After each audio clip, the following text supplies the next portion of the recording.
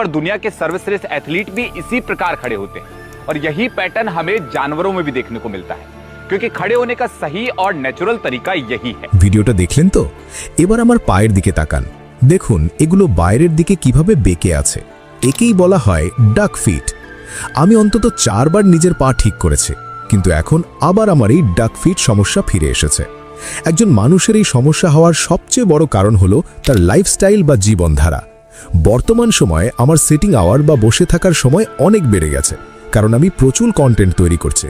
আজ আমি ইউটিউবে 3টের মতো চ্যানেলে ভিডিও বানাচ্ছি, আর সেই কারণেই আমার পোস্টার বা শারীরিক ভঙ্গিতে আবারও সমস্যা দেখা দিয়েছে।